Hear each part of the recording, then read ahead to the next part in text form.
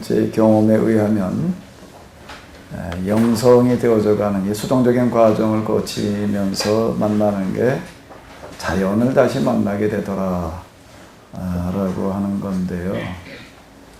그 중에 하나가 뭔가 하면 이런 겁니다. 이 구절 아까 우리가 읽었는데요. 우리 다시 한번 좀 같이 읽어보실까요? 네가 사자의 먹이를 계속하여 댈 수 있느냐? 우리는 사자 새끼들의 식욕을 채워줄 수 있느냐? 그것들은 언제나 굴 속에 웅크리고 있거나 드러나지 않는 곳에 숨어 있다가 덮친다.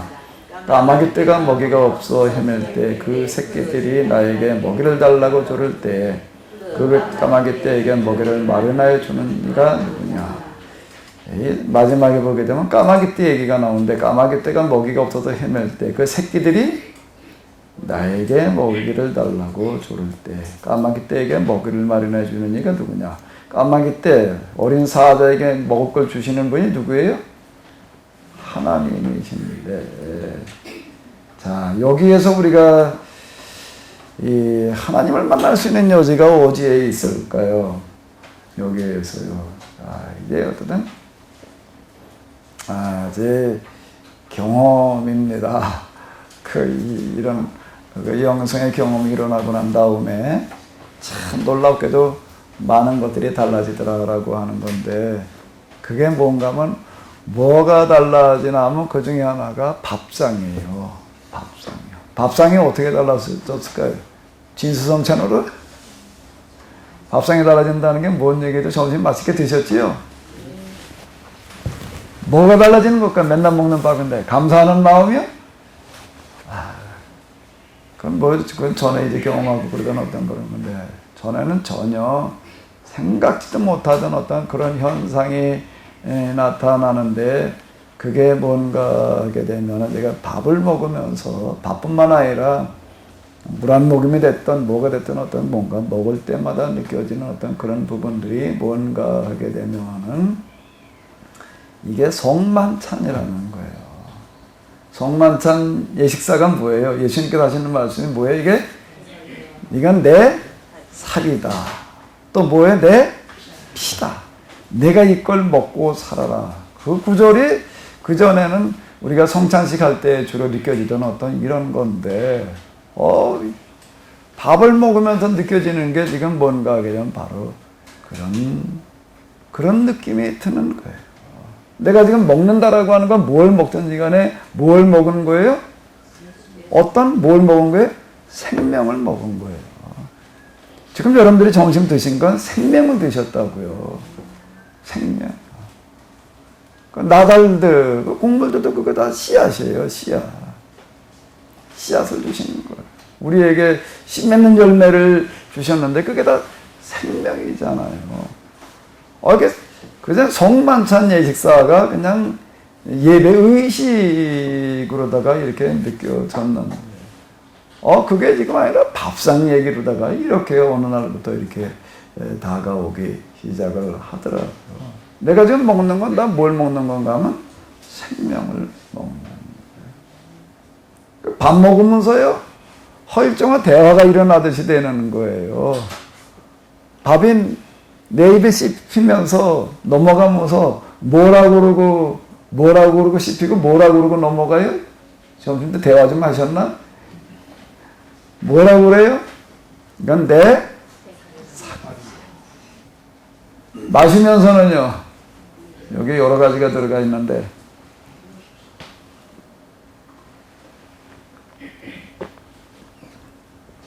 지금 산야초, 무슨 또 그 다음에 약초 뭐 어쩌고저쩌고 해가지고 과일 뭐 수십 가지가 들어갔습니다. 이 맛이 독특해요. 이거 발효된 어떤 그런 맛들도 있고, 뭐 여러 가지 그 야초에서 나온 어떤 그런 영양소 맛들도 있고, 뭐 이제 그렇고 한데, 저는 그게 그냥 맛이었습니다. 그냥 그게 맛이었는데, 이게 이제 다르게 다가오는 것은 뭔가 하게 되면은 이게 생명의 맛이라고 하는 거예요. 과일 같은 것들도 그렇고요. 자, 이렇게 다가와요.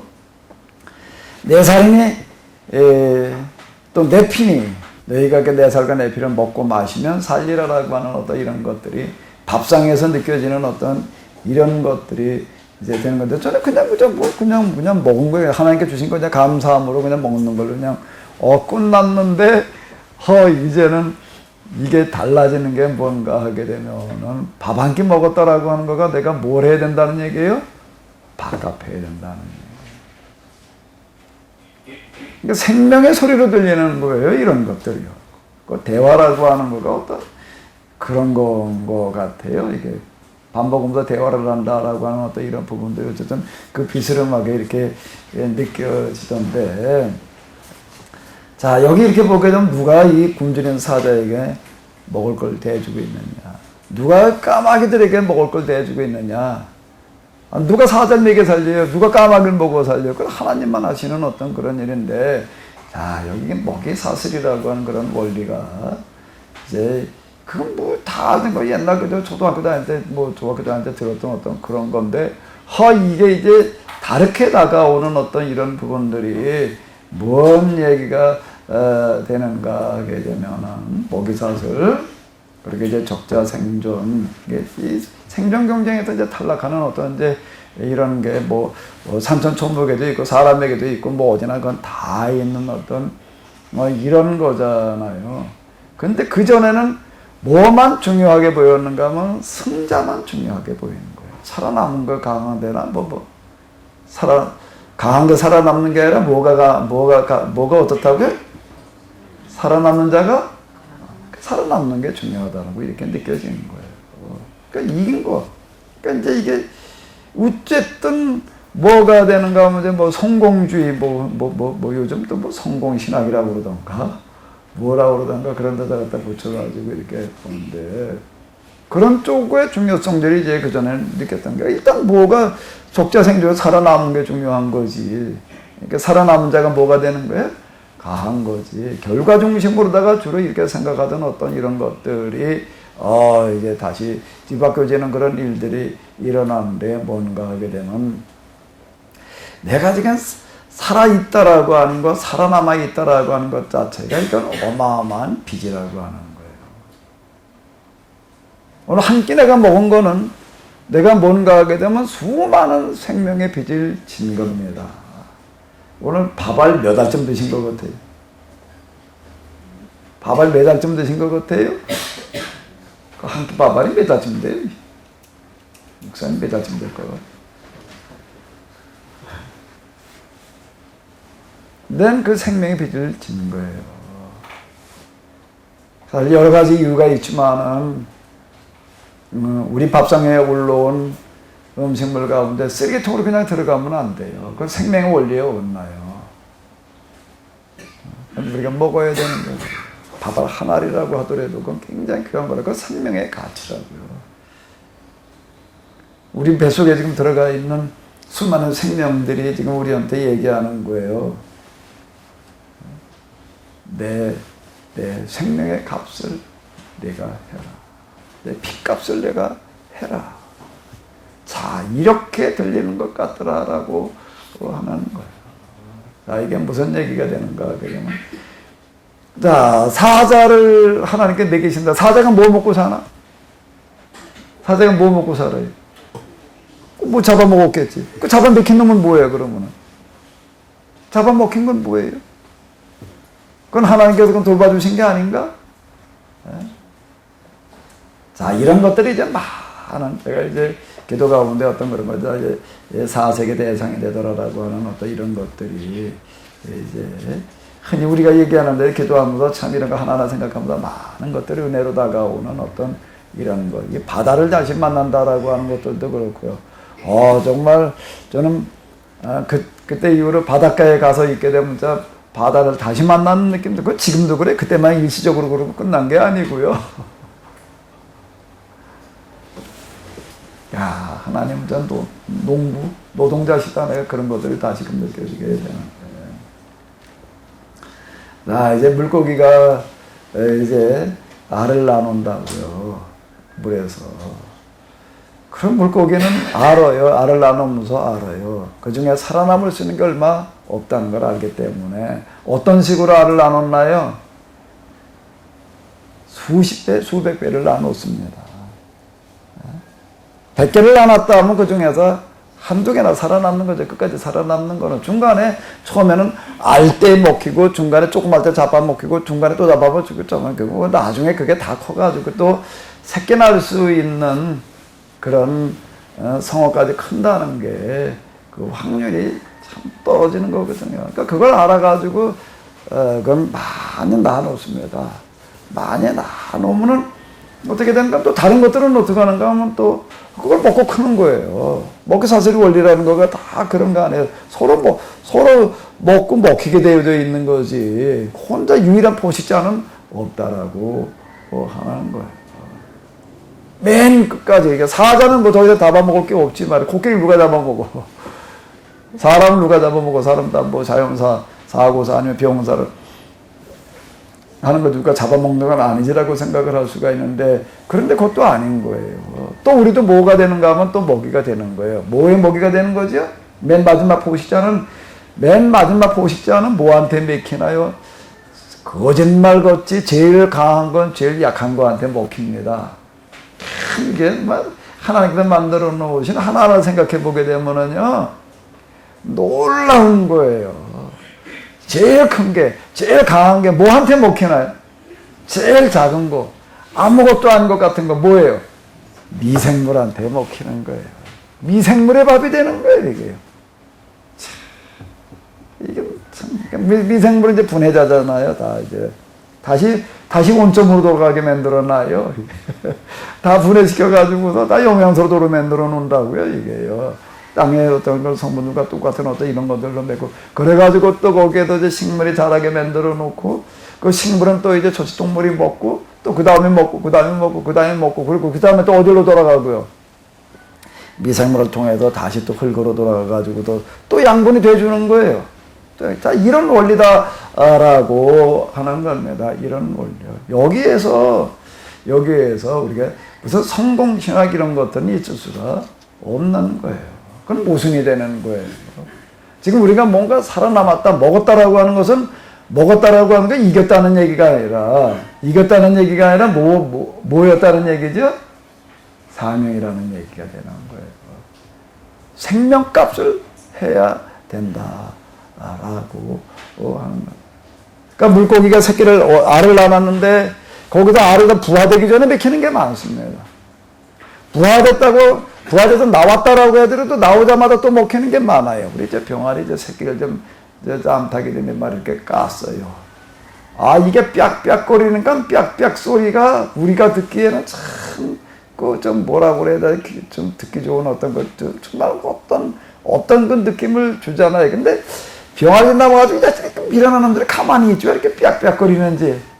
그 빽빽거리는 그 소리가 뭐가 되는가 하게 되면은 다른 어떤 것들한테는 나와서 잡아먹으라는 소리로 들리는 것 같아요. 그래가지고 아주 거기 그냥 고양이 들어가가지고 아주 맨몸을 와가지고 독을 써 아주 그냥 저거 그냥 한 입에 딱 집어넣어야 좋겠는데 그 눈동자들을 보게 되면은요 철망으로 쳐놨으니까 들어가지 못하고 그게 쭉 고양이가 다 그게 진치고 있다니까. 근데 병아리도 야 이 자식들아 좀 조용히 있어라 가만히 있지 왜 나 잡아먹으라고 지금 소리 지르고 있냐 내가 이제 가서 병아리 되게 못 알아들어 또 이게 아무리 얘기를 해도 누가 좀 방언의 은사를 받은 분 가서 병아리한테 좀 가서 좀 알려줘.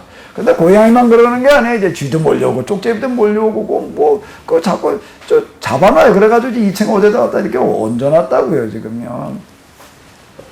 이렇게 와서 독을 쓰는 어떤 이런 것들이 있는데 그 잡아먹힌 건 뭐냐라고 이렇게 적자생존의 원리로만 놓고 본다라고 하게 되면 그냥 그 먹이가 되고 끝났다는 얘기가 되는 건데 그건 알이 돼서 잡아먹혔던 지금 나오자마자 잡혀먹었던 중간에 잡아먹었던 그건 뭘 한 건가 하게 되면 그거 할 수 있는 최선의 삶을 산 겁니다.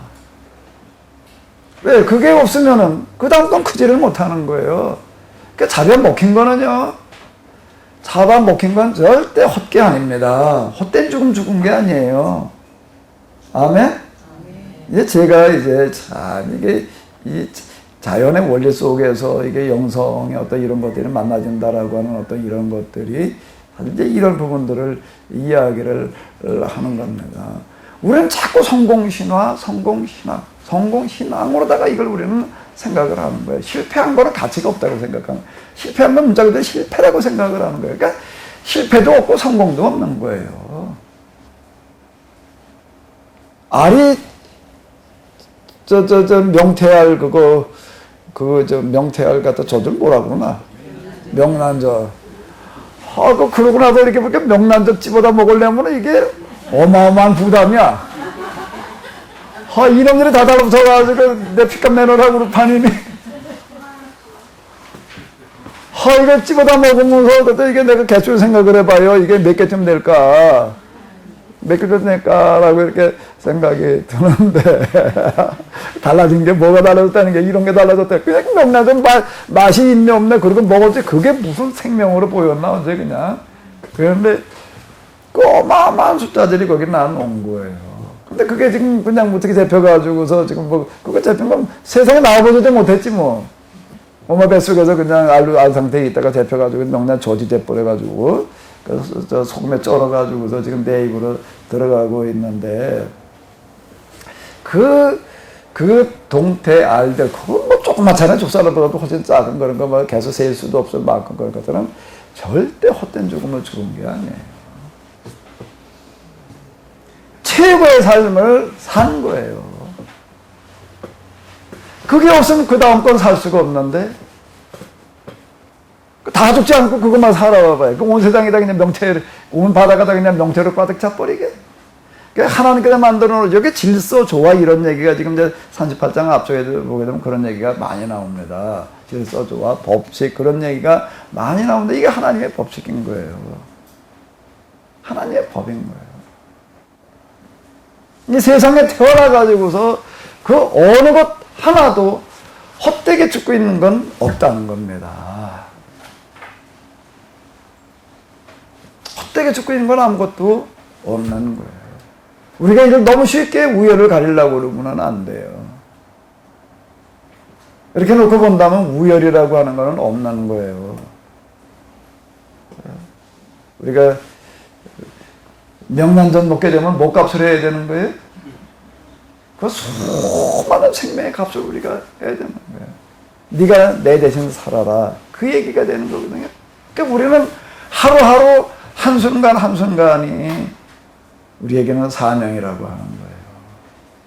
헛되게 뭐 이루고 할 수가 없는 얘기가 되는 거예요. 저희가 어제 그저께 또 이틀 동안 대학원 이제 그 과정을 했는데 이제 책 중에 하나가 뭐가 있는가 그다음 프로테스탄트 윤리와 자본주의 정신이라고 하는 어떤 그런 책을 가지고 이제 공부를 했습니다.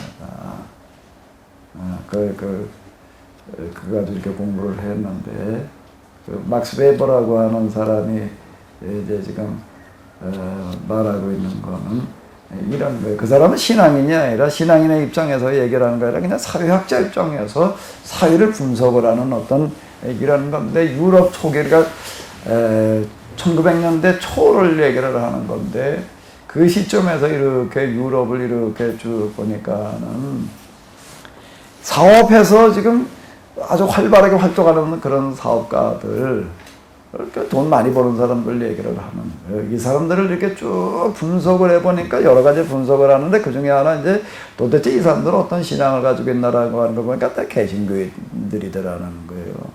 다 개신교인들이더라. 그럼 왜 개신교 신앙을 가진 사람들이 다 이렇게 사업가가 돼 있나라고 하는 것도 이렇게 분석을 해보다 보니까는 그거는 누구 때문인가? 루터 때문이다. 루터에게 소명설이라고 하는 것 때문인데 그 소명설이 이제 켈빈 그리고 그 다음 개신교인들로 넘어오면서부터는 어떤 소명으로 바뀌었는가 하면 직업소명.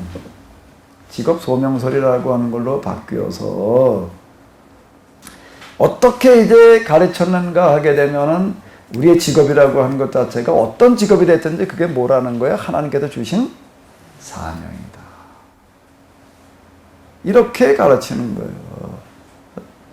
똑같은 그런 시대 가톨릭이나 이런 다른 종교는 아닌데 유독 개신교인들만 그렇더라라고 하는 이제 그런 쪽으로 다 이렇게 이제 그 사회학적인 연구 결과를 가지고서 이제 아주 사회과학적인 그런 연구들을 이제 해 들어가는 건데, 여기 우리는 종교개혁 그렇게 되면은 카톨릭의 어떤 종교적인 굴레에서 벗어나는 것처럼 느껴지는데, 그 당시 카톨릭보다는 훨씬 더 종교적인 제약을 많이 가한 게 개신교라고 하는 거예요. 거의 요구 조건이 굉장히 많았다는 거예요. 개신교인들한테는 요구 조건이 굉장히 많았는데 그 중에 하나가 뭔가 하면 직업 소명설이라고 하는 거예요. 이건 일이라고 하는 것 자체가 그냥 내가 밥 벌어먹기 위해서 일하는 게 아니라 이게 하나님의 일이다. 그러니까 이거는 최선의 노력을 다해서 열심히 일하지 않으면 안 된다라고 이렇게 가르쳤다라고. 그러니까 거기는 좀적으로 뭔가 하면 게으른 자는 먹지도 말라. 그러니까 게으름을 뭐로 받는가 하면 제일 큰 죄악으로다가 이렇게 얘기를 하는 거예요. 그러니까 근면성실이라고 하는 게 이건 따라가지 않을 수 없는 어떤 이런 거고, 그리고 그 다음에 뭔가 하게 되면 절대로 돈을 낭비하지 마라. 근데 뭘 가르쳤는가 하면 근면성실 전략. 이래가지고 어떻게든 개신교인들이 다 사업가가 되는가 하면 열심히 일을 해가지고 돈을 벌어가지고 쓰는 건 어떻게 쓰는 거예요? 저렇게 쓰다 보니까 뭐가 만들어지는 거예요? 저축이 되는 거. 그게 자본이 돼가지고 그다음에 사업으로다가 다 이렇게 발전이 되다. 똑같이 일을 하는데 카톨릭 신앙을 가진 사람은 가가지고 뭐나 하고 마는가 하면 그 일에 종사하는 기술자는 되고 마는데, 개신교인들은 뭐가 되냐면 사업가가 되더라는 거예요. 똑같이 일을 하는데, 똑같은 걸 가지고 일을 하는데, 똑같은 지역에서 똑같은 일을 하는데도 그렇게 되더라. 그게 뭐가 그걸 가능하게 했는가 하면 신앙이 그걸 가능하게 했다. 이 노동에 대한 가치, 그리고 이 직업 소명이라고 하는 거가 이걸 가능하겠다라고 하는 어떤 그런 이제 그 연구 결과가 이제 되겠는데, 그 사람이 얘기하는 거는 이렇게 얘기를 하는 거예요. 그 현대 자본주의라고 하는 것은 무엇 때문에 그게 가능한가 하면 개신교 신앙 때문에 가능했다. 그래서 책 제목에 뭔가 하면 개신교 윤리와 자본주의 정신, 이런 제목으로 이러는데, 그건 아주 이쪽 분야에 굉장히 유명한 책이 되겠는데요. 자, 여기서 이 사람이 지금 찾아내는 건 뭔가 하게 되면은 이런 거예요. 이게 뭐 말은 좀 다른 쪽이지만 우리 개신교 신앙에서는 밥 먹었으니까 뭐 하라는 얘기가 되는 거예요? 밥값 해야 돼요. 아멘? 여러분 점심 시커먼 드시고 졸고 있으면 안 돼요. 그럼 여러분들 뱃속에서 얘기할 거예요. 야, 나 도로 토해놔. 내가 너 보고 이제 나 먹고 내가 앉아도 먹고 졸기나 하라고 그랬냐? 이런다고요. 그러니까 이건 정말 이 얘기가 달라지는 거예요. 자, 이렇게 되어볼 때는 정말 이거 뭔가 우리가 먹게 되면은 뭘 하나 먹었다, 뭘 먹은 거예요? 생명을 먹은 거다라고 하는 거예요. 그러니까 아무 생각 없이 그저 이루고 산다라고 하는 것 자체만큼 큰 죄악은 없는 거예요.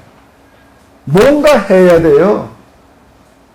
별로 아멘을 안 하시네. 좋은 것도 하는 거지. 이렇게 생각할 수가 있는데, 자, 이 생명의 원리에서는 그게 아니다라고 하는 겁니다. 그러니까 이 세상에 어떤 우리가 뭐 도태돼도 죽어간다 어쩐다 뭐 그냥 뭐 못다 피고 죽었다 어쩌다 이렇게 생각되어질지 모를 수 있는데, 우리가 얼핏 볼 때는 그렇게 겉으로 보기에는 그렇게 보이지만 우리가 그 의무로 들어가서 보게 되면은 세상에 헛된 죽음이라고 하는 건 아무것도 없다라고 하는 겁니다. 이건 절대 성공주의로다 얘기할 수가 없는 거예요. 실패한 사람이 있으니까 성공하는 사람이 있는 거죠. 그 성공했다는 사람은, 이겼다는 사람은 뭐예요? 실패한 사람의 몫을 내가 더 해야 되는 거. 이건 내가 이겼으니까 난 승자고 말이야. 나는 이제 그냥 내가 그저 누려야 된다. 이렇게 되면 이건 범죄가 되는 거예요. 그건 하나님의 법에 어긋나는 거예요. 이게 법칙이라는 얘기가 지금 이렇게 다가오더라라고 하는 거예요. 이런 것들 하나하나가. 내가 이겼다라고 하는 것, 내가 오늘 하루 살아남았다라고 하는 것은 뭐가 되는가 하면 사명인 거예요. 그게 직업 소명설, 우리가 이게 이제 이 1900년대 초에 그런 것들로 말미암아서 어떤 자본주의라고 하는 거가 가능했다. 자, 이렇게 이제 얘기를 한다라고 하게 되면, 오늘 그동안 우리는 주로 이렇게 생각을 하잖아요. 현대 이게 자본주의라고 하는 거, 민주주의라고 하는 건 어떻게 생겨났는가 하게 되면은 르네상스, 그리고 그 위에 인문주의, 과학의 발전, 그걸로 말미암아서 이제 자본주의, 민주주의 뭐 이제 이렇게 여기 왔다라고 이렇게 이제 우리가 생각을 해요. 그냥 거기에 신앙과는 아무 상관없이 그렇게 왔다라고 보는데, 근데 사회학자 가운데에서 이 사람은 세계적으로 유명한 사람인데, 이 사람이 하는 얘기는 그게 아니라 뭐가 그걸 가능하게 했다는 거예요? 개신교 신앙이 그걸 가능하게 했다. 그러니까 이런 얘기가 되는 거예요. 하나님 제대로 믿으면 나 복 받아요. 무슨 복? 잘 사는 복을 받는다는 겁니다. 물질적으로 잘 사는 복을 받는다라고 하는 그런 얘기를 누가 하는가 하면 사회학자가 하는 거예요. 목회자 신학자가 하는 얘기가 아니라 사회학적으로 결과가 그렇다라고 하는 거예요. 근데 뭐가 그걸 가능하게 했는가 하면 뭐예요? 직업 소명서. 그러면 이제 직업 소명서를 조금 더 나간다면 이제 우리가 무언 소명서를 말할 수 있을까? 무언 소명이요? 무언 소명이요? 생명 소명. 내가 지금 살아있다라고 하는 것 자체가 뭐가 되는 거예요? 사명인 거예요. 살아있다라고 하는 것 자체가 사명이다라고 하는 겁니다. 오늘 하루 내게 지금 시간이 주어져 있다라고 하는 건 뭐예요? 사명이에요. 흔히 우리가 하는 거 바꿔 봐야 된다는 말이 아주 기가 막힌 말인 거예요. 아주 신앙적인 얘기가 되는 거예요. 오늘 하루 그냥 무의도식 하면 안 된다는 겁니다. 그러려면 그날 오늘 별로 아무것도 하지 않고 원래 밥도 먹지 말아야 돼. 숨도 쉬지 말아야 되고 물도 마시지 말아야 되고. 그러니까 살아있다라고 하는 것 자체가 뭐가 되는 거예요? 생명이 되는 거예요.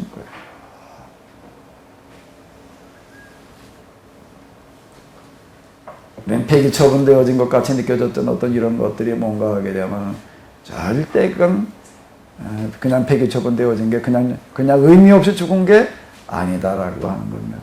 그들의 그와 같은 그 죽음 때문에 뭐가 가능한가? 오늘 내가 살아있는 게 가능한 거예요. 살아있다라고 하는 것 자체는 가장 큰 은혜이고 동시에 뭐라는 얘기예요? 그동안 은혜로만 생각을 했지 뭐. 동시에 뭐라는 얘기예요? 책임이고 뭐라고요? 사명이다 라고 하는 겁니다. 매 순간 우리가 밥값하게 될 줄로 믿습니다. 이 먹이 사슬이라고 하는 어떤 이런 것들이요. 이게 이렇게 다가오더라 라고 하는 거예요. 그리고 또 적자생존이라고 하는 거 있죠. 적자생존.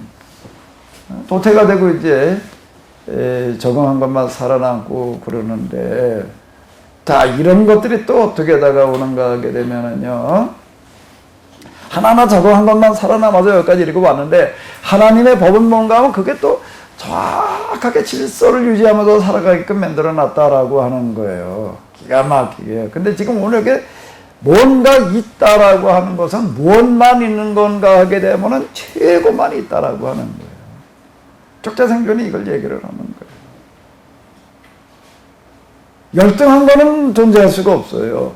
어떤 것만 있는가 하면 최고만 살아남게 마련인데, 우리는 그러니까 서로 내가 뭐 더 어떻다, 더 낫다, 더 우열하다, 우열을 가릴 수 있는 어떤 우와 열을 가릴 수 있는 어떤 그런 기준이라고 하는 거 없다라고 하는 거예요. 그러니까 결국에 가서는 뭐가 되는가 하게 되면 이 창조의 법칙, 원리 이런 것들을 염두에 두는 게 그게 겸손인 것 같아요. 겸손이라는 얘기는 뭘 하나 내가 뭘 잘났다고 떠들어댈 수 있는 게 아무것도 없는 거예요. 아무것도 없는 거예요. 내가 지금 살아있는 게 어렸을 때 그냥 뭐 이런저런 걸로 다 죽어간 사람보다 내가 뭐 나은 게 아무것도 없는 거예요. 단지 있다면 뭐가 있는 거죠? 있다면 뭐만 있는 거예요? 책임만 있는 거예요. 책임만 있는 거예요. 사명만 있는 거예요. 살아있다라고 하는 것 자체가 사명이다라고 하는 거예요. 그건 뭐에게도 다 해당되어진다라고 하는 겁니다. 매일매일 우리는 살아가는 그 자체가 하나님의 은혜이고 동시에 또 뭐라고요? 책임과 사명이다라고 하는 거예요. 이제 우리가 이 직업 소명설이 이제는 우리에게 어떤 이런 것들로다가 다시금 한 번 더 소명설을 말해야 될 것 같아요. 근데 오늘 우리 이 세상이 왜 이 모양이 됐는가? 이 자본주의, 민주주의 이런 것에 등장하는 어떤 이런 여정에 이 개신교 신앙이 기독교 신앙 중에서도 뭐 카톨릭이나 정교회는 아니고 개신교 중에서도 루터교는 아니었다는 거예요. 칼빈 이후에 이제 그 개혁교회 그리고 이제 이 경건주의 계열의 이런 교회들이 그런 역할을 했다라고 이렇게 이야기를 합니다. 이 얘기는 뭔 얘기인가 하면 그 시대를 이렇게 끌고 나가는 역할인데 그 이후에 이제 개신교는 개신교 윤리는 무슨 사명으로 직업 소명에서 바뀌어져 가는가 하게 되면 영혼 구원의 사명으로 다 이게 바뀌어진 거예요. 영혼 구원으로 다 바뀌어지다 보니까 온 세상에 나와가지고 영혼들 구원해야 된다라는 쪽으로 이렇게 하다 보면 전 세계 선교 이래가지고 세계 최대 교단이 되는 것까지는 갔는데 그 다음에 뭐는 상실해버렸는가 하면은 세상을 바꾸는 변화시키는 그런 데에는 실패를 하고 마는 거예요. 아무리 교회가 많이 생겨도 그 주변 사회는 전혀 안 바뀌어요. 그럼 단지 영혼 구원한다는 데에만 치중해 있는 어떤 이런 게 됐는데 그러니까 이게 소명감을 심어준다라고 하는 것은 대단히 중요하다라고 하는 것을 우리가 볼 수가 있는데 이제 어떤 소명을 심어주느냐라고 하는 거가 중요한 것 같아요. 근데 이제는 무슨 소명을 심어줘야 된다고요? 생명에 대한 소명.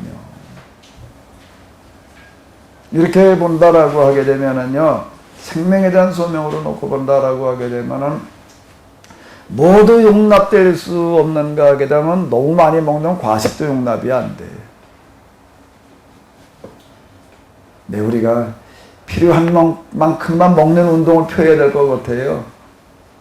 한쪽에 너무 먹어가지고 문제고 한쪽에다 굶어 죽어가지고 문제가 되는데 이거에 대해서 우리가 경각심을 가지고 어떤 운동을 펴나갈 때에만 이 세상의 기아라고 하는 문제가 해결되어지지 않을까라고 이렇게 생각이 되어지게 되는데 자, 이게 하나님의 법칙 그런 얘기들이 지금 여기 38장 앞부분에 지금 많이 나오고 있습니다. 많이 나오고 있는데 하나님의 법이 지금 이와 같다라고 하는 거죠. 하늘에 하나님께서 세상 모든 생명체에게 먹이를 주신다라고 하는 건데요. 까마귀떼에게 먹이를 주시고 어린 사자에게 먹이를 주시는데 곧 그게 뭔가 우리에게 주어지는 사명이다라고 하는 겁니다. 자, 39장을 한번 또 읽어보시고 나서 우리 생각을 해보시도록 하겠습니다. 39장입니다. 너는 산에 사는 염소가 언제 새끼를 치는지 아느냐? 들사슴이 새끼를 낳는 것을 지켜본 일이 있느냐? 들사슴이 몇 달 만에 만성이 되는지 아느냐? 언제 새끼를 낳는지 아느냐? 언제 부풀려서 새끼를 낳는지 아느냐? 낳은 새끼를 언제 광야에다가 풀어놓는지 아느냐? 그 새끼들은 튼튼하게 자라나면 어미 곁을 떠나가서 다시 돌아오지 않는다. 누가 들나귀를 놓아주어서 자유롭게 해주었느냐? 누가 날쌘 나귀에게 메인줄을 풀어주어서 마음대로 뛰놀게 하였느냐? 들판을 집으로 삼게 하고 소음기 있는 땅을 살 곳으로 삼게 하는 것은 바로 나이다. 들나귀가 시끄러운 성읍에서 멀리 떨어져 있으므로 아무도 들나귀를 길들이지 못하고 일을 시키지도 못한다. 산은 들나귀가 마음껏 풀을 뜯는 초장이다. 푸른 들나귀가 찾는 먹이이다. 들소가 내 일을 거두겠느냐? 들소가 외양간에서 잠을 자느냐? 내가 들소에게 쟁기를 외워주어서 밭을 살게 할 수 있느냐? 들소이 내 말을 따라서 밭을 갈겠느냐? 들소가 힘이 센 것은 사실이지만 내가 하기 힘든 일을 들소에게 떠맡길 수 있겠느냐? 들소가 숨은 것을 거두려서 타작마당에 쌓을 것이 있느냐? 타조가 땅바닥에 알을 낳는 경우 흙이 그 알을 따스하게 해주기를 바라기 때문이다. 그러나 그 알이 바위에 밟혀서 깨질 수 있음을 알지 못한다. 들짐승이 그 알을 짓밟을 수 있음을 알지 못한다. 타조는 알을 백성지 다루기를 마치 제가 낳은 알이 않는 것 같이 하고 알을 낳는 이 헛수고가 되지 않을까 하고 걱정도 하지 못하니 그래서 다 하나님이 타조를 무서움과 지혜를 주지 않았기 때문이다. 그러나 타조가 한번 날개를 치면서 달리기만 하면 말이나 말 탄 사람쯤은 우습게 여긴다. 욥은 대답해 보아라. 말에게 강한 힘을 준 것이 너냐? 그 목에 흩날리는 갈기를 달아준 것이 너냐? 내가 말을 메뚜기처럼 뛰게 만들었냐. 사람을 두렵게 하는 그 위에 당당한 쏠들레가 만들어졌구나. 말발굽으로 땅을 나무 파 대면서 힘껏 앞으로 나가서 싸운다. 그것들은 두려움이라는 것을 모른다. 칼 앞에서도 돌아서지 않는다. 말 탄 용사의 화살통이 덕덕 소리를 내며 긴 창과 짧은 창이 햇볕에 번쩍인다. 나팔 소리만 들려주면 몸으로 서 있지 않고 흥분하여 순간 모습으로 땅을 박차면서 내려간다. 나팔을 불 때마다 잉하고 콧김을 뿜으며 멀리서 벌어지는 전쟁 냄새를 맡고 멀리서도 지휘관들의 호령과 과음 소리를 듣는다. 내가 높이 솟아올라서 남쪽으로 날개 느껴고 날아가는 것이 내게서 배운 것이냐. 독수리가 하늘 높이 떠서 높은 곳에 보금자리를 만드는 것이 내 능력을 따르는 것이냐. 독수리는 바위에 집을 짓고 거기에서 자고 험한 바위와 요새 위에 살면서 거기에서 먹이를 살핀다. 그의 눈은 멀리서도 먹이를 알아본다. 독수리 새끼는 풀바람 먹고 산다. 주먹이 있는 곳에 독수리가 있다. 자, 우리는 이제 이렇게 생각을 합니다. 어떻게 생각을 해요? 오늘 과학이라고 하는 게 어떻게 해서 이게 서양에서 이렇게 발전을 했어요? 과학이라고 하는 거가. 뭐 때문에? 뭐 때문에? 헬라의 그리스인들의 뭐요? 합리적인 사고 때문에. 그 르네상스라고 하는 거가 이제 그리스로 돌아가자. 그리스 고대 철학을 다시 발견해내다 보니까 합리적인 사고, 이성적인 사고 때문에 이제 과학이 발전했다라고 이제 이렇게 생각을 합니다. 사실 뭐 맞는 얘기예요. 왜 그러면 그리스 사람들 가운데에서는 그 이제 자연을 대상으로 이제 과학적인 연구들을 했기 때문에 그렇습니다. 탈레스 같은 사람들이 이렇게 보면 물이 뭐 만물의 원리다 이렇게 얘기를 하면서 이제 자연, 그전에는 그게 신화였어요. 신비한 모든 것들이 옛날에는 다 신들이 하는 일이라고 느껴지던 것들을 그리스 사람들은 이제 그거를 이제 과학적으로 또 철학으로다가 이렇게 이제 바꿔놓는 작업들을 합니다. 그래서 이제 자연 철학 시대라고 하는 거를 열어가게 되는데 자연을 대상으로 하는 어떤 이런 거예요. 그러다 이제 소크라테스, 플라톤, 아리스토텔레스를 넘어오면서부터는 이제 인간의 이제 본질이 뭐냐라고 하는 게 인간을 묻는 인문주의 철학 시대로다가 인문 철학 시대로 이렇게 오게 되는데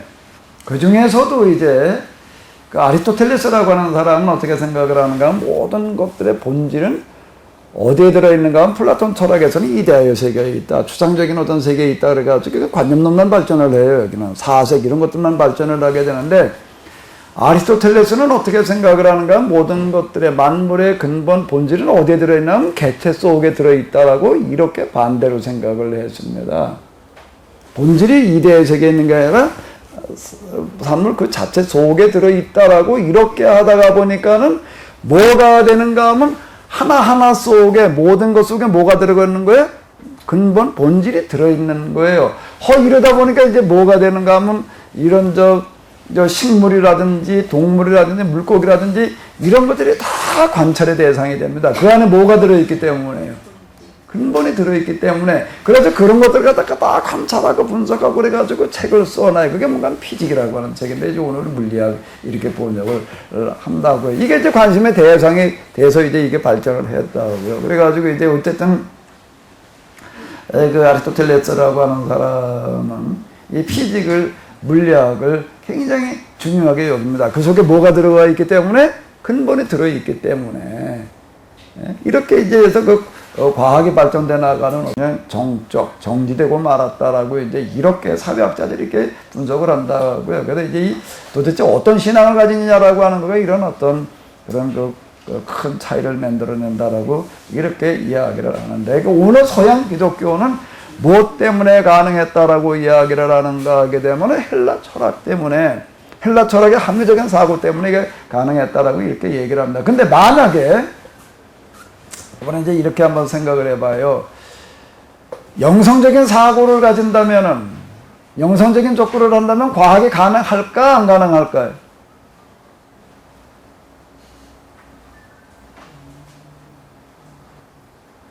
성경에 영성적인 접근을 한다면은 과학이 가능할까요? 안 할까요?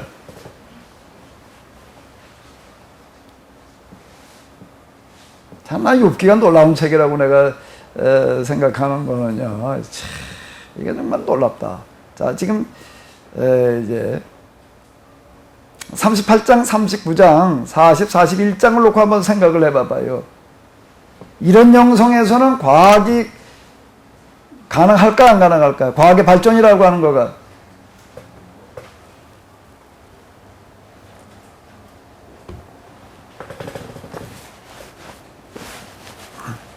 일단 이 영성에서는 이 과학, 좀 자연이 관심의 대상일까 아닐까요?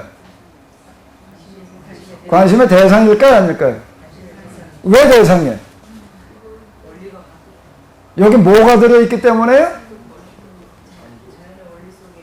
여기에 뭐가 들어있기 때문에? 원리가, 법이 들어있기 때문에 이게 관심의 대상이 되는 거예요. 제가 얘기를 하잖아요. 그 전에 저는요, 그냥 자연 뭐 꽃이 폈나 보다 그랬지, 그게 이렇게 의미있게 다가오는 게 아니에요. 해가 뜨나 보다 그냥 그랬지, 그게 해 뜨는 게 그냥 해 뜨는 거지, 뭐. 꽃피는 게 꽃피는 게, 계절이 가면 가나 보다. 뭐 바닷가에 가면 아주 저한테 그 바다를 다시 만나는 게 뭔가고, 그 물결이, 뭐 파도라고까지 물결이 계속 오고 있잖아요. 그게 너무 크게 와닿는 거예요, 그런 것들이. 그냥. 못한 그 바다가 그냥 큰 넓다는 거, 물이 대체 그렇게 많다는 것도 정말 너무 신기한 거. 이런 것들을 정말 다시 만나게 이제 되는 거예요. 왜요? 그 속에도 뭘 만나기 때문에? 하나님의 법을 만나기 때문에. 그러니까 이것도 뭐가 되는가 하면 관심의 대상이 되는 거다라고 하는 게. 과학과는 동떨어지는 어떤 그런 게 아니다라고 하는 거고, 거기에서 뭐를 만나게 되는가 하면 저한테 이제 우선 다가오는 것은 일반 과학자들이 하는 방식으로 다가온 건 어떤 그런 건 아니고, 영적인 세계의 원리가 이런 자연 세계의 원리와 다르지 않다라고 하는 것 때문에 이제 그게 크게 이렇게 다가온 어떤 이제 이런 건데요. 자, 그러니까 여기서는 이런 원리, 이런 게 되는 거예요. 자연도 여기는 절대 배제될 수 있는 대상이 아니다. 라고 하는 겁니다. 이것도 뭐의 대상이 되는가 하게 되면 관심과 연구의 대상이 될 수 있다. 이거 봐봐요, 도대체 이걸 이렇게 38장으로부터 이게 지금 2500년 전인데, 2500여 년 전에 이렇게 이걸 엮어나갈 수 있다라고 하는 것 자체가, 그러니까 영성이라고 하는 이런 영성에 대한 개념 정의가 아직 다 모호한데, 이게 진짜 욥기에서 얘기하는 영성 속에는 아주 모든 것들이 균형 있게 다 들어있다라고 하는 거예요. 이런 영성을 기반으로 이걸 발전시켜 나갈 때에는 파괴가 오지 않는다고요. 근데 이거 없이 이성 일변도로 가다 보니까 자연이 파괴가 돼버리는 거예요. 자연에 대한 개발까지는 가능한 건데, 파괴가 되다 보니까 우리 지금 심각한 문제에 지금 우리가 부딪힌 거잖아요.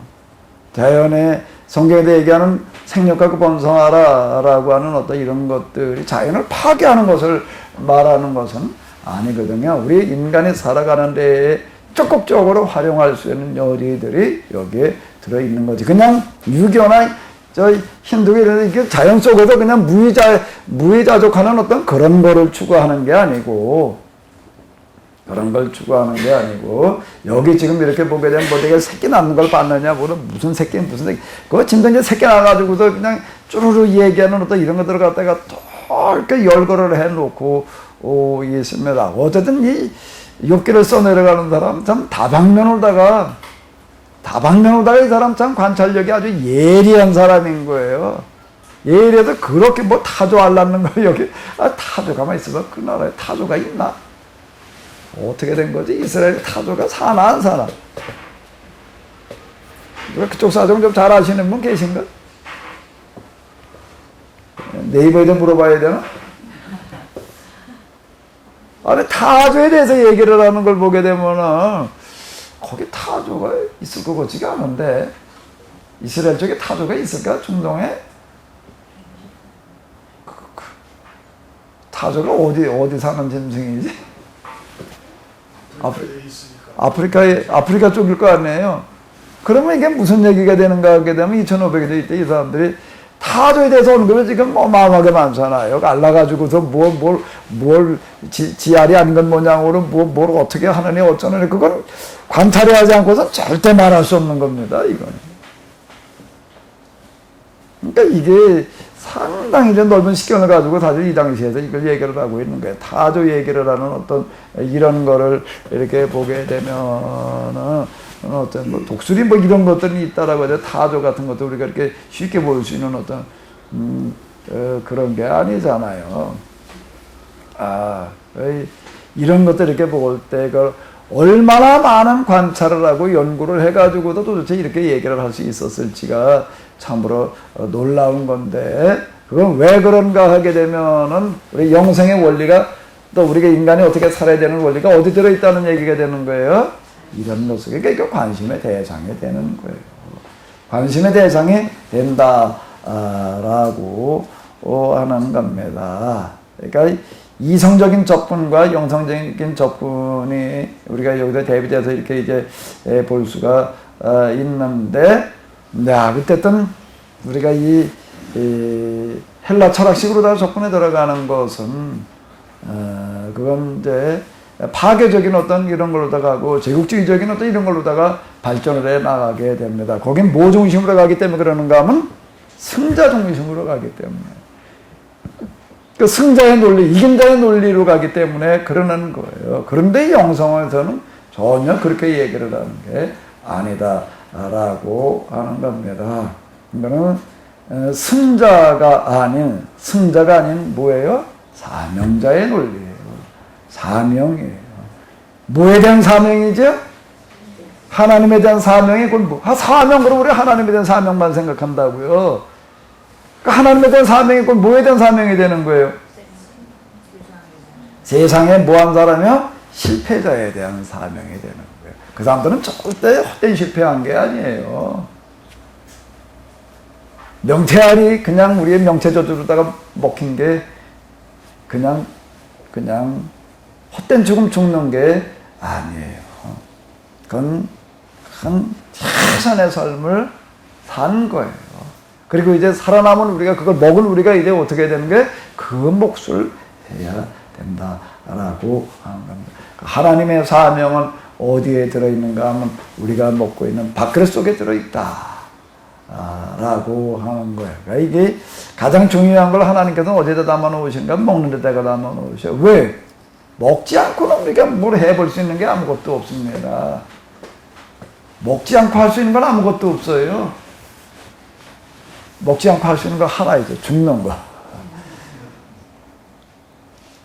그렇게 새끼 낳는 어떤 그런 이야기들, 그 어미의 그 모성애라든지 어떤 이런 거를 이렇게 보게 되면은 참 하나님께서 주시는 그 법 가운데 하나가 뭐라고 하는 게 뭐가 있다고요? 모성애. 모성애야말로 이게 정말 하나님의 법을 잘 드러내는 어떤 이런 것들을 이렇게 볼 수가 있는데, 모성애는 건 뭔가 하면 자기 자식을 위한 헌신, 사랑, 희생을 얘기를 하는 건데, 한 생명이 태어나서 성장하고 자란다라고 하는 것은 곧 뭘 얘기를 하는가 하면은 그 부모의 뭐가 있는 거죠? 희생. 헌신이지 않고는 안 되는 거다라고 하는 겁니다. 그 뭐 캥거루라는 게 있더라고요. 뭐 그림에서만 보다가 그 처음 가서 이렇게 봤는데, 난 호주에 가가지고 캥거루를 봤는데, 난 굉장히 반가웠어요. 왜? 나하고 종씨야. 가서 보니까 KANG로 시작을 하더라고. 나하고 종씨야. 그런데 이놈의 새끼를 나면 어디다 넣고 댕겨? 주머니다가 이걸 넣고 댕겨. 그게 참. 그 어떤 것도 뭐 등에다 뭐든가 뭐 뜨고 화나든가 뭔가 또 이렇게 보니까 또 새끼도 잠들게 또 얻고 댕겨. 주머니에다 넣고 댕겨. 뭐 아침엔가 어디 누가 문자를 보내는데 무슨 물고기는 뭘.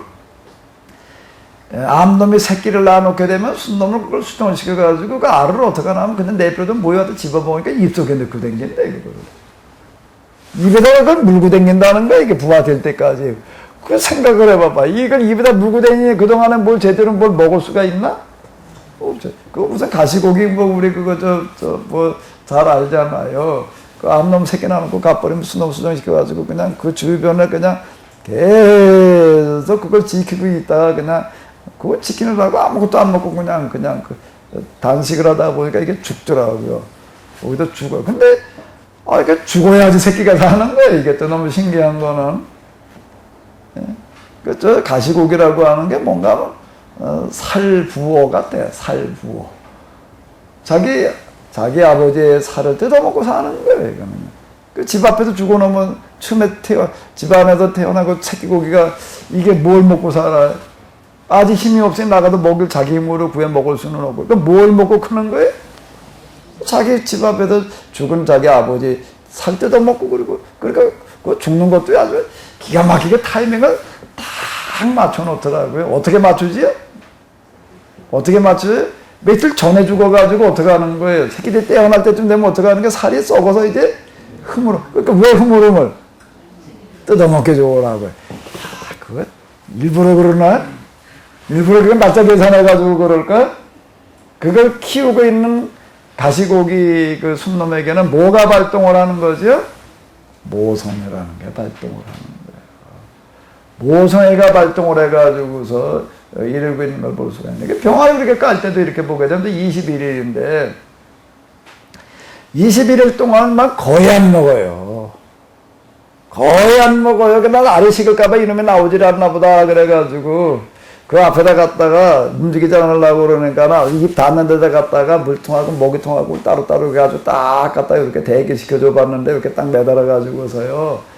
좀 뭐 먹는 척 이러고 하지 안 먹어요. 그러니까 거의 식음을 전폐하는 것 같아요.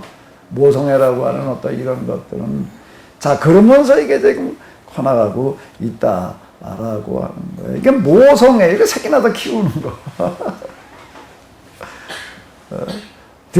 들사슴이 몇 달 만에 만삭이 되는지 아느냐, 언제 새끼를 낳는지 아느냐. 이 영성, 이걸 써내려간 사람은 이거 하나하나를요, 다 관찰의 대상이 되는 거예요. 그게 왜 관찰의 대상이 되는 게 너무 신기한 거예요. 너무 신기한 거예요. 그 하나님께서 만들어 놓으시는 자연 만물에 들인 법 중에 하나가 뭐라는 얘기야? 모성애. 이거 하나가 뭔가 하면 하나님의 속성이라는 거예요. 창조주의 속성이에요.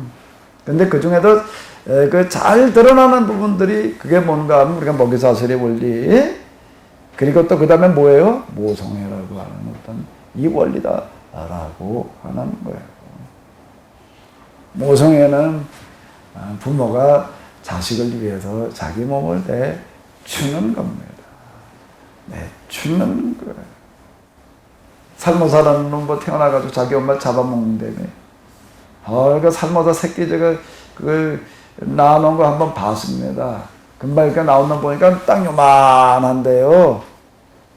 야, 저래서 살모사라고 그러나 보다. 그 애들이 이렇게 붙들어다가 이제 가지고 노는 걸 이제 지나가다가 내가 이렇게 한번 본 적이 있는데 금방 깨어나는 거 어때? 이거만한 놈인데요. 옆에 가서 조금만 그건 들면 그놈은 조그만 놈도 도망을 안 가더라고요. 그게요. 절대 도망을 안 가, 살모사는요.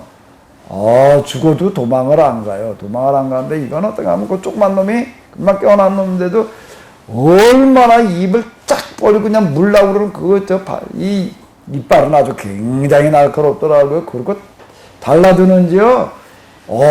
그 조그만 거 요만한 건데도 그냥 이렇게 보니까 소름이 끼칠 정도로다가 무서워요, 정말. 이야, 그건 정말. 그러니까 아주 머리가 이렇게 딱 세모더라고요. 아주 생긴 것도 아주 날카롭게 예리하게 생겨가지고서요. 내가 그거 이렇게 그놈에게 입 쫙쫙 벌리고 그냥 달라드는 거 이렇게 보면서 야, 이놈들은 진짜 지혜미 잡아먹겠다. 지혜미 잡아먹겠다라고 이렇게 생각이 들더라고요. 정말 날카로워요. 정말. 그와 같은 모든 것들 속에는 다 이와 같은 뭐가 들어있냐면 모성애가 들어있고 사마귀라고 하는 벌레는 그거 보게 되면 그 애들 때 그거 아주 우리 굉장히 징겁게 생각을 했는데 그 사마귀는 갖다가 이렇게 배뚱뚱 하는 거 치지 말고, 그거 뭐라 그러나? 이제 잊어버렸네. 그 무슨 무슨 기생충 같은 거 나오는 거 뭐 있는데, 그거. 뭐라 그러지, 그거? 어? 우리 애들 때 그거 사막에 뭔가 다 잡아서 그 배 이렇게 밟아놓으면 그게 꼭 이게 뭐야, 나와가지고 그냥 길대기고 뭐 그러더라고요. 그래가지고 굉장히 징그럽게 생겼고 보기도 정말 끔찍해 보이고 이러고 하는데, 사마귀는 서로 암수가 만나가지고 그 교미가 끝나게 되면 암놈이 순놈을 잡아먹는데, 잡아먹혀준다는 거예요. 뭐 하라고요? 자기 새끼 잘 키우라고. 자, 이런 원리들 같은 것들을 보게 되면 여기가 뭐 사마귀는 안 나온 것 같으네. 그 나라 사마귀가 웃는가 봐. 타조까지는 가서 받는 값인데 사마귀를 받더라면 또 그 얘기도 갖다 써놨을 텐데, 자, 이런 것들 하나하나가 뭔가 하게 되면 놀라운 이야기가 되는 거예요. 그러니까 내 삶이 먹어라, 내 피니 마셔라는 이야기가 예수님께서 오셔서 물론 하시는 말씀이에요. 동시에 무슨 얘기가 되는 거예요? 세상 모든 만물 속에 들어있는 원리였다 라고 하는 겁니다. 그러니까 이 자연 속에 들어있는 이런 법과 뭐가 같은 거지요? 예수님께서 오셔서 구원하시는 무슨 법이요? 십자가를 통한 구원의 법은 같은 원리가 된다라고 하는 겁니다. 이숍이라고 하는 사람은 뭐 곤충들, 짐승들 그 사는 모습을 보고서 아주 기가 막힌 도덕적인 교훈들을 찾아냈습니다. 여우 주둥이하고 저 주둥이를 보고서 어떻게 그렇게 생각을 해낼 수가 있는지, 그 사람 정말 천재예요. 그 사람은요. 여우 주둥이고 학주둥이는 학주둥이지. 거기에 무슨 교훈이 들어있어요, 거기에. 그죠? 거기 배짱이 배짱이고, 또 뭐야, 개미는 개미지. 그게 무슨 교훈이 들어있어요. 그저 배짱은 배짱이대로 살고, 개미는 개미대로 살고, 그냥 그러다 말고 있지. 그런데 이 사람은 그 속에서 놀라운, 도덕적인 교훈을 찾아내는 거예요. 토끼는 토끼고, 거북이는 거북이지, 근데 그걸 갖다 그런 식으로 갖다가 이걸 끌고 나갈 수 있다라고 하는 게 참 놀라운 건데요. 거기서는 뭘 끄집어내는 거? 도덕적인 교훈을 끄집어낸 거고요. 도덕적인 교훈을 끄집어내는 거고, 지금 여기서는 뭘 끄집어내나? 뭘 끄집어내요? 자연 만물 속에서요? 뭘 끄집어내죠? 영성의 원리. 영성의 원리를 끄집어내고 있다. 그러니까 도덕적인 교훈과는 다른 하나의 교훈이 이제 되는 건데, 구원의 법을 여기서 이제 끄집어내는 어떤 이런 건데요. 제가 이거 가지고 이제 몇 가지 이렇게 좀 소책자라고 하는 거다 쓰자라고, 이거 이래 영성 체험하고 나서 몇 개 쓰다가, 그것도 쓰는데 시간이 좀 걸려요, 이게. 며칠 붙들고 있어야지 그 하나 써지더라고요. 그래서 제가 한번 이렇게 꼽아봤습니다. 자연 만물 속에서 이런 식으로다가 이렇게 좀 쓸 수 있는 게 도대체 몇 가지나 쓸 수 있을까? 제가 이렇게 보니까는요, 책 몇 권 나오겠더라고요. 지금 이제 자연의 법과 구원의 법도, 그리고 뭐였지? 물이 말하는 어쩌고 저쩌고 이래가지고 몇 가지 지금 이렇게 하는데, 자, 그런 식으로다 하게 되면 몇백 페이지짜리 몇 권 쓰는 거는 어려운 얘기가 아니겠더라고요. 하나하나가 다 이렇게 매미 소리 같은 어떤 이런 거, 무지개, 또 구름, 기타 등등 어떤 이런 것들이 하나의 다 그런 뭐가 되는가 하면 영성적인 원리의 소재들이 되더라라고 하는 거예요. 그러니까 하나님을 만나게 되면은 곧 뭘 만난다고요? 만나는 게 참 많은데, 하나님을 만나게 되면 만나는 게 많은데, 부산물로 만나는 게 여럿이에요. 그 중에 하나가 뭐라고요? 자연이다. 내 자연 속에서 저는 뭘 찾았는가 하면 영성의 원리를 찾아서 제가 지금 이제 이렇게 얘기하고 있습니다. 제가 경험하고 정리한 게 맞다. 이건 이런 거다라고 나가서 얘기해도 되겠다라고 하는 당위성을 저는 어디서 찾아낸다면 자연 속에서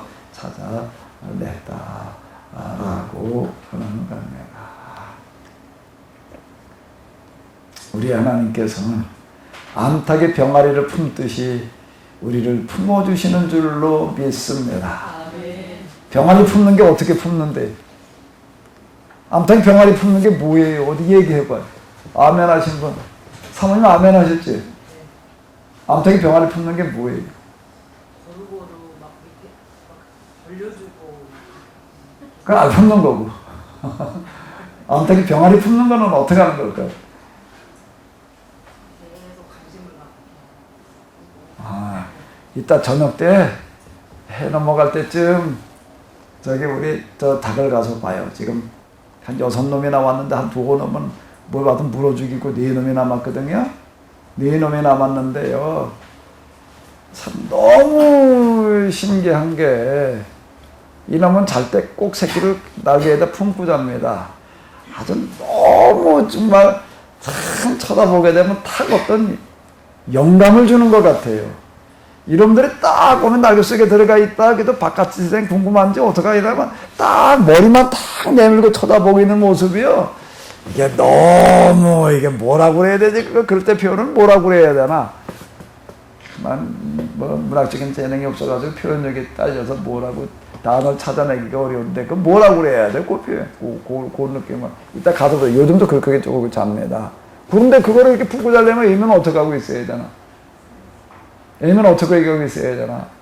난 그걸 이렇게 애미가요, 병아리 품고 자는 걸 보게 되면은요, 이야, 왜 새끼들이 이렇게 그냥, 어미 그거 저 날개 틈으로다가, 토틈으로다가 이렇게 몸뚱아리는 안 보여요. 딱 이렇게 주댕이하고 얼굴만 딱 내놓고 닦아내고 요리저리 그걸 쳐다보고 있어요. 그 모습은 너무 정말 안절맞기도 하고, 뭐 어쨌든 뭐라고 표현력을 못 잡겠는데.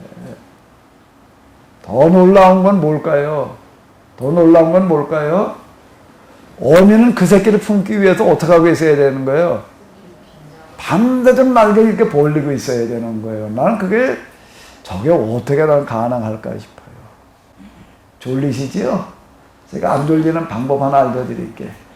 다 어떻게 하고 계시나 이러고 계셔봐. 옛날에 많이 해봤잖아요. 우리 뭐 했지? 학교 다닐 때 껄핏하면 뭐 했어요?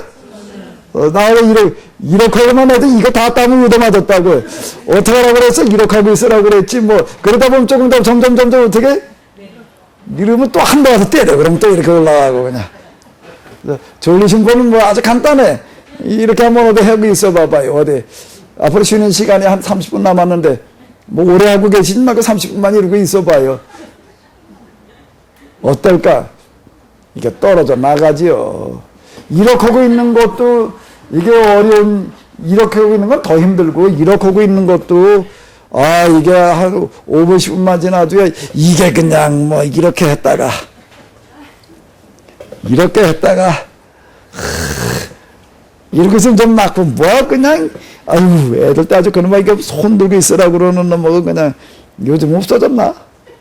요즘 이랬다가는 당장 무슨 폭력을 행사한다고 난리칠 것 같아요. 우리 그건 일도 아니었지, 그냥 앉아서 손만 들으라 그러면 좀 낫지. 또 책상 위에 무릎 꿇고 앉아가지고 또 이러라고 또 그 좋은 책상에 무릎 꿇고 앉아가지고 또 그거라고 말에도 무릎 꿇는 거는 좀 낫고, 또 책상, 어쨌든 그러고 했는데, 난 닭을 보니까는 날개 이렇게 어정쩡하게 벌리고, 아주 벌릴 수도 없어요. 딱 품을 만큼만 벌리고, 이놈이 밤새도록 매일 그러고 사는 거예요. 이야, 정말 눈물겨워요. 그러니까 뭔 얘기, 암탉이 병아리 품듯이 우리를 어떻게 품어주신다고요? 그 얘기가 진짜 너무 실감나는 얘기예요. 너무 실감나요. 그분이 밤새도록 이러고 있어야 된다고 생각을 해봐. 이게 얼마나 힘들까. 근데 저 닭은 뭐라고, 애미닭 한테 가서 뭐라고 그래요? 하나도 힘 안 들대. 너무 행복하대. 뭐요? 새끼가 거기 있어서 너무 행복하다. 그러니까 모성애라고 하는 어떤 이런 것들이, 자, 뭘 얘기를 하는가 하게 되면은, 그 새끼 병아리는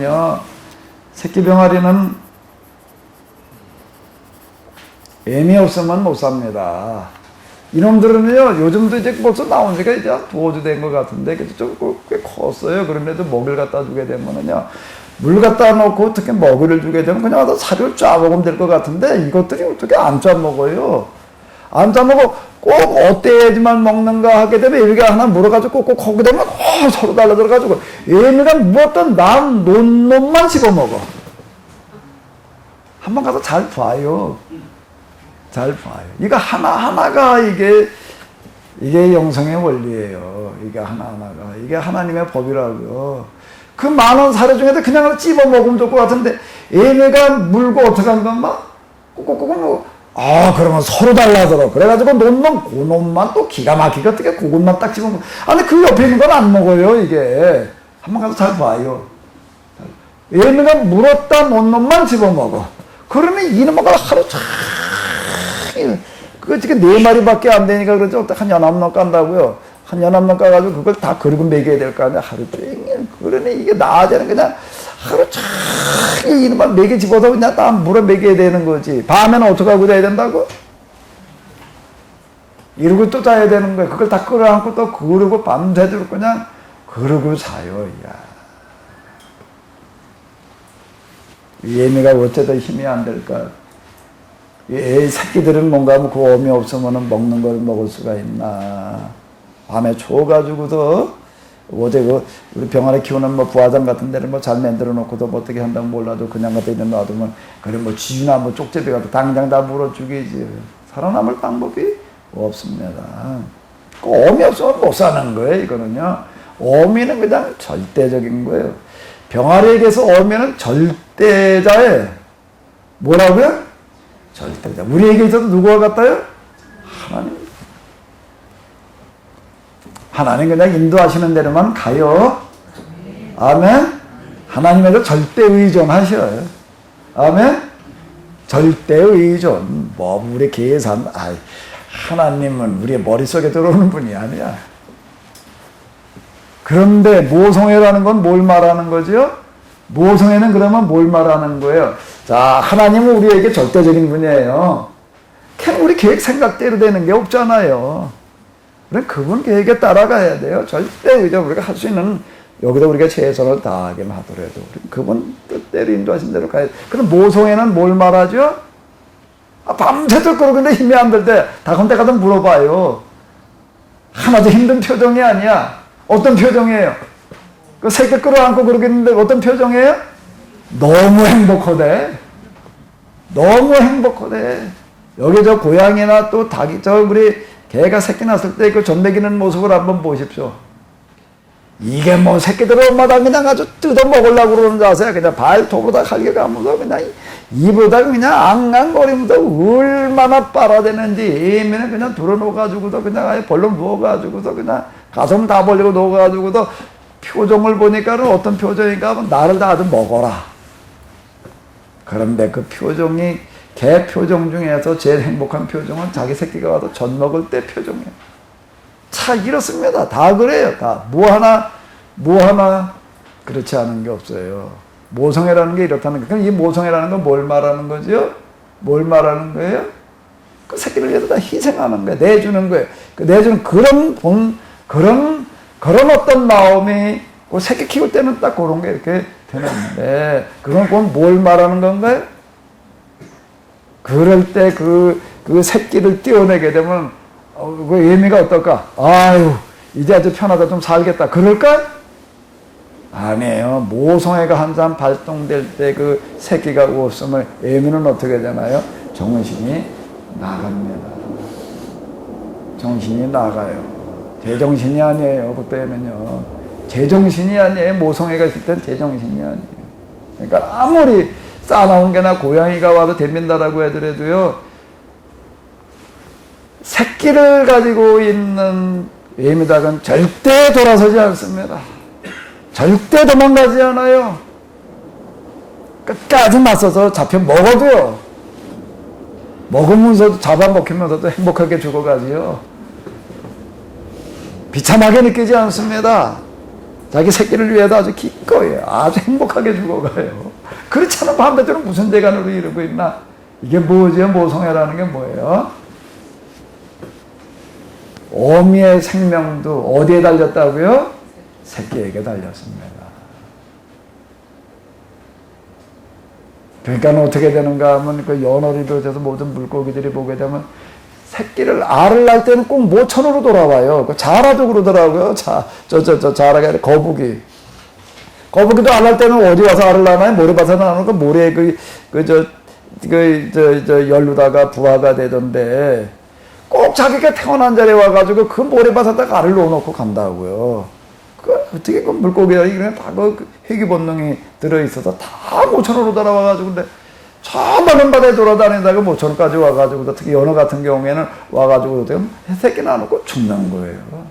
사실은 죽으러 오는 거예요. 그런데도 그들은 사직을 다 해가지고 그러고 옵니다. 오다가 포기하지 않아요. 자, 이거는 모성애라고 하는 건 뭔가 하면 새끼를 위해서 생명을 내놓는 것 자체가 본능이 돼버려요. 뭐죠, 이게요? 어미도 어디에 의존하고 있는 거예요? 뭐에 의존되고 있는 거예요? 새끼에 의존되어지고 있다. 그럼 서로 어떤 관계예요? 병아리, 새끼 병아리하고 어미다가 무슨 관계지요? 상호 무슨 관계가 되는 거예요? 의존 관계예요. 상호 무슨 의존 관계가 되나요? 생명까지 내놓는 게 이러고 절대 힘들다고 그러지 않아요. 이따가 한번 물어봐봐요. 닭 보고 너 힘드냐? 야, 팔 아프지? 그래 봐봐요. 하나도 안 아프대. 또 어떤 놈의 병아리는 어떻게 하고 있는가 하게 되면 이 팀이 나그 속에 들어갔다가 또 단등에 올라간다 또. 그래, 얘가 무겁다고 흔들어 떨어뜨리나? 아니에요. 새끼가 단등에 올라가지고 앉아가지고 뛰어다니고 뭐 그러고 하게 되면 너무 좋아 죽겠대. 하도 표정을 한번 보라니까. 너무 좋아 죽겠대.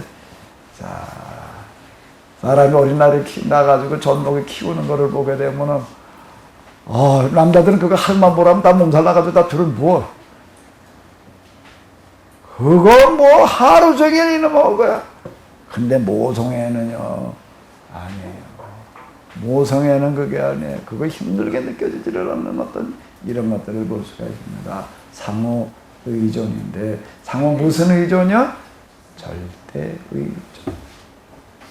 모성애가 발동된 어미에게 새끼가 없으면 그 어미도 없는 겁니다. 절대적인 존재예요. 새끼는 그게 모성애예요. 절대 존재예요. 절대 존재예요. 절대 존재예요. 뭐가 절대 존재예요? 그러면 이 얘기가 뭔 얘기가 되는 거예요? 뭐가 절대 존재지요? 나라고 하는 존재는 나만 일방적으로 하나님 앞에 하나님께 절대 의존되어져 있는 게 아니에요. 하나님에게 있어서 나라고 하는 존재도 뭐라고요? 절대 의존이에요. 내가 그런 존재예요. 내가 어떤 존재라고요? 하나님께 어떤 존재예요? 절대적인 존재예요. 하나님 없으면 우리만 못 사는 게 아니에요. 내가 없으면 누구도 못 사는 거예요? 하나님도 존재할 수가 없는 거예요. 이 헬라 철학의 신과 히브리 신학의 성경의 하나님은 여기에 차이가 있습니다. 헬라 철학의 신은 사람 없어도 얼마든지 가능해.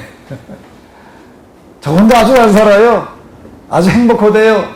그런데 히브리 하나님은 아니에요. 누구인가 하게 되면은 히브리인의 하나님이라고 하는 거. 하비리의 하나님이라는 건 세상에서 지금 뭐 제대로 적응해가지고도 제대로 잘 살아가고 있는 사람, 제목 제대로 하고 있는 사람을 향해서 하는 얘기가 아니에요. 여기도 적응이 잘 안 돼가지고서 어떻게 하고 있는 사람, 적응을 제대로 못해가지고서 이게 그냥 제약가림도 못하고 있는 사람들, 한 사람이 적응이 안 되고 있으면 안 되고 있을 만큼 그 사람들이 오히려 절대적으로 되어져 간다라고 하는 거예요. 나는 어떤 정신박애가 또는 그 신체의 불구자들을 낳아가지고 키우고 있는 그 부모들 보게 되면은 어떤 부모 되게 학교를 보내는데 걔를 그냥 업고 갔다가 이거 학교를 같이 다녀 그냥. 가끔 우리 TV에서 그런 거 보잖아요. 그걸 어떻게 해, 그걸 어떻게. 그걸 할 수 있는 사람은 유일하게 누구밖에 없는 거예요? 부모밖에 없다. 모성에게 있는 사람만 그걸 하지요. 모성애 없이는 할 수가 없습니다. 모성애가 곧 하나님의 마음이에요. 우리 한 사람 한 사람은 하나님 앞에서 뭐예요? 하나님 앞에서 뭐예요? 조금 다른 말로 하면은 뭐라고요? 뭐예요? 조금 어려운 말로 해보자고요. 존재라는 말을 써가지고 한번 만들어 봐봐요. 이춘우 목사님은 하나님 앞에서 누굴까? 존재라는 말을 가지고 한번 해봐봐요.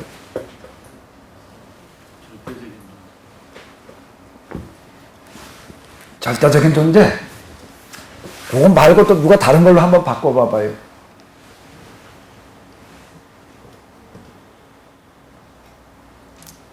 나는 하나님 앞에서 누구일까?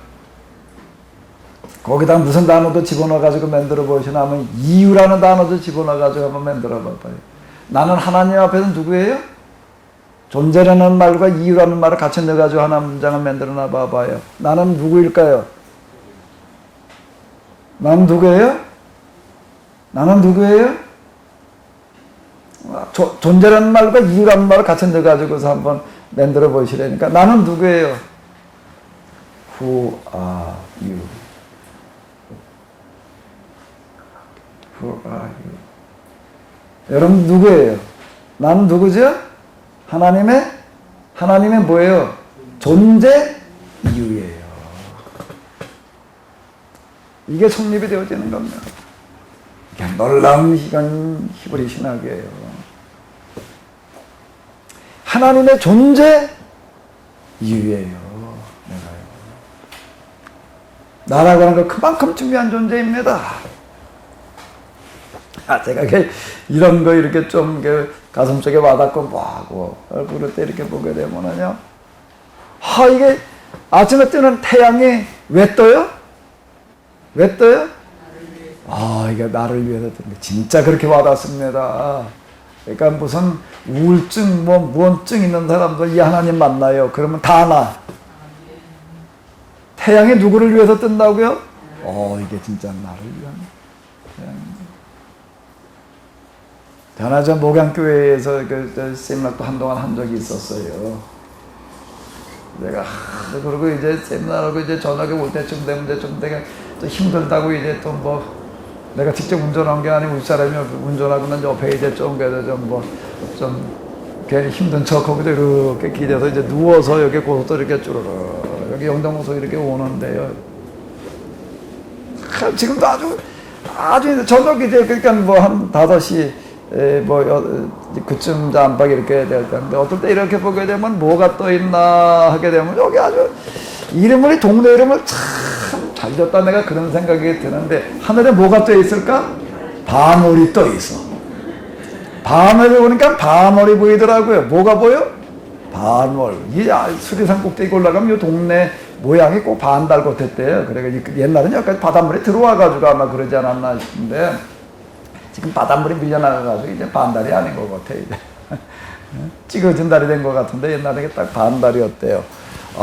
여기쯤 진짜 딱 여기 군포 톨게이트인데 여기쯤 이렇게 다가와서 이렇게 보고 저도 진짜 반달이 보인 적이 제가 이렇게 몇 번 있었어요. 그걸 이렇게 딱 자 이제 운전하면서 이렇게 운전하는데 옆에 누워가지고서 이렇게 기대서 의자 바깥으로 다 이렇게 반달이 탁 보이는 이 모습을 이렇게 딱 보니까는 뭘로 느껴질까요? 하나님께서 이러시는 것 같아. 야, 하루 종일 오늘 떠드느라고 얼마나 힘들었냐. 내가 너를 위해서 뭘 여기다 너 반달 살지. 그래서 뭘 보여주나? 이걸 보여주나. 꼭 정말 거기 반달이 떠 있는데 나를 위해서 떠 있는 것 같아. 자, 하나하나. 지금도 그런 것들은 참 여기다 집중을 하고 있다 보게 되면은요, 하나하나가 다 그렇게 보여요. 이따금 전에 수요일날 여기서 예배 드릴 때 옆에 건물 예배 때 저 문을 열어놓으면 또 바깥에 또 등나무들이 있는 게 되게 보이는데 거기 이렇게 또 저 장미가 이렇게 거기다 심어놓으셔도 이렇게 같이 끌어들이고 이렇게 펴 있을 때가 있습니다. 그러니까 이렇게 쳐다보면서도 참 이런 어떤 것들 이게 제가 이런 것들이 있고 난 다음에는 하나하나 좀 요즘 아카시아 꽃이 이제 펴가지고 그 향이 나잖아요. 어떤 이런 것들도 그렇고 하나하나가 뭔가 하게 되면 다 이게 뭔가 하면 나에게 주어지는 하나님의 어떤 음성처럼 왔다. 나라고 하는 존재가 내가 누구라고요? 내가 누구라고요? 하나님의 뭐예요? 존재 이유예요. 절대 실망하지 말아요. 절대 좌절하지 말아요. 절대 포기하지 말아요. 너는 나의 존재 이유다. 이렇게 말씀하시는 줄로 믿습니다. You are my sunshine. 오늘 그 가사가 너무나 와닿는 거예요. You are my sunshine. 누가 좀 잘 부르시는 분 이따 나와서 좀 한번 저 특성 좀 하셔. 이거 잘 아시면. 너는 나에게 전부다. 너는 나의 존재 이유다. 우리를 향해서 자녀라고 하시는 말씀이 그 얘기라도 내가 내 아들이다, 내 딸이다라는 그런 얘기는 우리가 하나님을 아버지라고 부른다는 얘기는 무슨 얘기가 되는가 하면 너는 나의 존재 이유다. 우리와 하나님의 관계는 무슨 관계라고요? 절대 의존 관계. 일방적인 절대 의존 관계인데 절대 무슨 의존 관계? 상호 의존 관계. 뭐가 그걸 말하고 있다고요? 모성애라고 하는 건 이걸 말하고 있습니다. 우리 정 권사님의 모성애를 보여주시려고 들어오시나 보네. 모성애는 엄마한테만 있는 게 아니라 엄마보다 더 강한 게 할머니인 것 같아. 할아버지인 것 같아. 우리 저 목사님한테 제가 여러 번 들었던 얘기가 있는데 뭔가 하면 손주를 보지 않은 사람하고는 얘기하지를 말래. 인생도 목회를 논하지 말라. 손주를 보지 않은 사람 인생도 목회도 논하지 말래. 이렇게 손주를 보지 않은 사람이 하는 성경 해석은 듣지도 마라. 일어나 나가셔. 자, 이게 모성애입니다. 이게 모성애예요. 네가 정말 여기 새끼 나서 키워본 걸 키우는 걸 봤느냐. 이런 얘기도 하나. 이게 뭐 그냥 새끼 나서 키우는 얘기 뭐 쏘는 산에 사는 염소가 언제 새끼를 치는지 아느냐. 들사슴이 새끼를 낳는 것을 지켜본 일이 있느냐. 새끼 낳는 거 지켜본 적 있어요? 나는 애들 때 그 닭이 알 낳는 게 너무 신기해가지고 알라로 들어간 암탉 옆에서요. 그러면 날 때까지 내가 지켜본 적이 있었는데. 그 알을 이렇게 날 때쯤 이렇게 되니까 나 그 닭이 꼭 뭐 죽으려고 그러는 것 같더라고요. 숨 넘어가는 것 같아요. 그냥. 그걸 보고 났더니 그 다음엔 알이 맛이 달라. 그 암탉이 그 힘들어하는 그 모습이 그냥 그대로 떠올라가지고서 달걀을 볼 때마다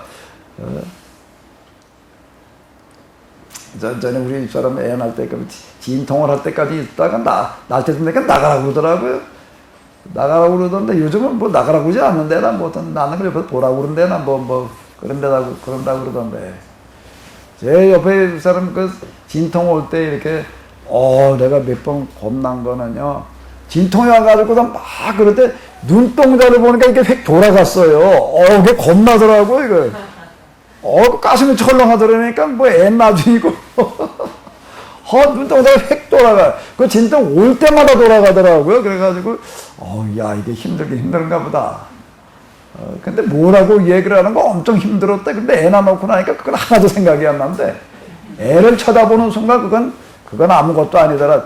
자, 이렇게 얘기를 하더라고요. 그게 뭔가 모성애입니다. 모성애요. 너는 나의 존재 이유다. 나는 욥기가 참 놀라워. 어떻게 마지막 하나님의 말씀을 이런 것들로다가 이렇게 이야기를 할 수가 있습니다.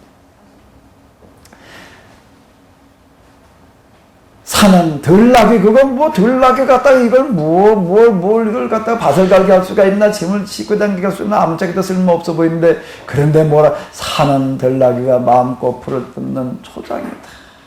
푸른 당나귀가 찾는 먹이다. 자, 산천은 뭐라는 얘기예요? 들나귀가 뛰어노는 초장이고 놀이터다. 누가 이런 것들을 이렇게 놀이터를 만들어 준 적이 있느냐? 누가 이렇게 모기를 만들어 준 적이 있느냐? 자, 모든 존재가 다 그렇습니다. 의미 없는 존재라고 하는 것은 없는 거예요. 살 때 아무것 하나도 우습게 볼 수 있는 건 없습니다. 더더군다나 사람은 더 말할 것도 없어요. 우리가 볼 때 정말 적응을 못해가지고 노숙자로 그냥 그저 구걸하는 사람으로 그러고 살아가고 있는 것 같은 사람도 하나님 보시기에는 그가 누굴까요? 그가 누구예요? 존재, 하나님의 존재 이유예요.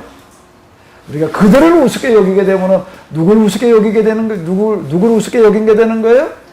하나님을 우습게 여기게 되는 겁니다. 그들을 모독하게 되면 누구를 모독하게 되는 거예요? 하나님을 모독하는 게 되는 거예요. 아주 이치는 단순한 겁니다. 아주 이치는 단순한 거예요. 세상에도 적응을 못하고 있는 사람일수록 하나님의 가슴은 더 그만큼 지금 맺어지고 있는 거예요. 그런 사람일수록 우리가 절대로 더 업신여기면 안 돼요. 우습게 보면 안 돼요. 그 사람이 누구이기 때문에 하나님의 존재 이유. 하나님의 존재 이유이신 분들만 이 자리에 모여왔습니다. 아멘. 이왕 말 나온 김에 듣기만 하지 말고 한번 옆에 있는 분들하고 뭐 인사 좀 나눠보세요. 다 같이요. 시작. 당신은 하나님의 존재 이유입니다. 옆에 있는 분들 하나님의 존재 이유처럼 보이죠? 우습게 보이지 않죠? 모두 못하고에 모두 문제를 보여요? 뭐예요? 뭘로 보여요? 하나님의 존재 이유. 모성애는 이걸 말하고 있습니다. 예. 식곤증을 이기느라고 고생들 하셨는데요. 잠시 쉬도록 하겠습니다. 수고 많으셨습니다.